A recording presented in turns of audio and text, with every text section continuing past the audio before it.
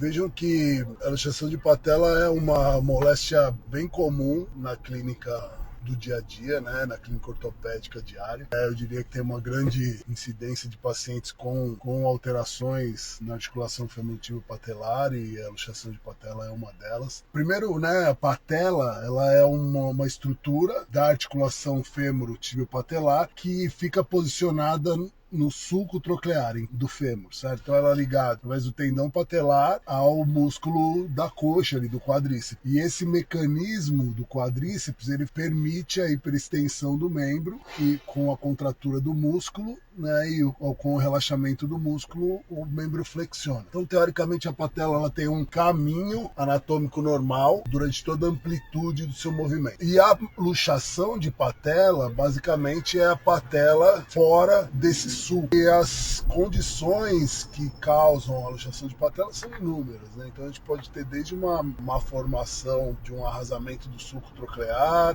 de uma inserção da tuberosidade da tíbia ou lateralizada ou medializada. A gente pode ter uma deformidade na tíbia proximal, a gente pode ter uma deformidade no fêmur distal, a gente pode ter uma rotação da cabeça do fêmur, e isso pode interferir ali embaixo na articulação. Pensando desse ponto de vista, a luxação de patela ela é muito mais complexa do que simplesmente um sulco troclear raso. E identificar esse tipo de deformidade, ou seja, qual a razão pela qual a patela está luxando, é de extrema importância para que a gente tenha um sucesso no tratamento e evitar recidiva. Vejam que existem para o clínico, né, 4 graus de luxação de patela. O grau 1, em geral, a patela luxa esporadicamente, se mantém mais tempo dentro do sulco troclear. Grau 2, ela sai do sulco e volta, mas ainda se mantém, volta manualmente, e muitas vezes o paciente faz aquele movimento de esticar o membro, mas ela ainda se mantém mais tempo na posição anatômica normal do que fora. O grau 3, a gente fica com a patela mais tempo fora do que dentro, mas ela pode ser reposicionada manualmente. E o grau 4 é quando a patela fica o tempo todo fora do sulco troclear e não é possível a sua redução manual. Fácil com essa classificação entender que quanto maior o grau, pior a condição clínica do paciente. Dizem que luxações de patela grau 1 e 2 podem ser tratadas conservativamente por um certo tempo, e luxações de 3 para 4, elas são exclusivamente cirúrgicas. Eu diria que, como a gente tem uma condição que ela é degenerativa e progressiva, eu entendo que a luxação de patela ela é cirúrgica, né? Óbvio que a gente pode aguardar um pouco, né, e diminuir, tentar tratamentos conservadores, fisioterapia, enfim, para ganhar massa muscular e tentar fortalecer aquela estrutura para que a patela permaneça mais tempo dentro do sulco troclear na sua posição anatômica normal. Mas como isso é uma condição progressiva, quanto antes a gente intervir, menor as complicações e mais rápido o paciente se recupera.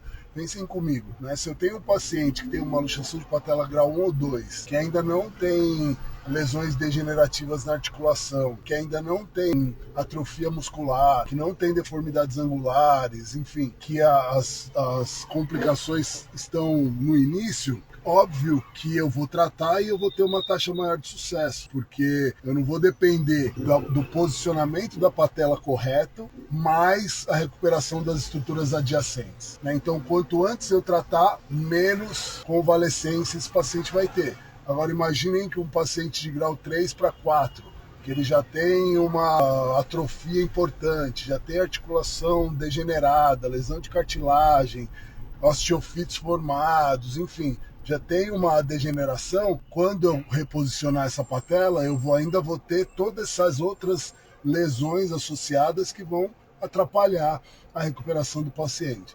Então, do ponto de vista lógico, quanto antes eu intervir numa luxação de patela, menos eu permito que as lesões definitivas e degenerativas aconteçam. Tá? Então, a luxação de patela é uma condição debilitante, uma condição dolorosa, que merece atenção, que não pode ser deixada passar pelo clínico, porque Muitas vezes o paciente vai com uma claudicação esporádica e isso já é manifestação da luxação de patela, ou seja, são os sinais já que o paciente está te dando que ele precisa de um tratamento. E o convencimento do tutor diz respeito ao quão rápido você vai conseguir intervir, né, e isso está diretamente relacionado com quão rápido o paciente vai se recuperar, certo? Então, a gente tem muito mais para falar sobre luxação de patela. O tema é extremamente abrangente e a gente pode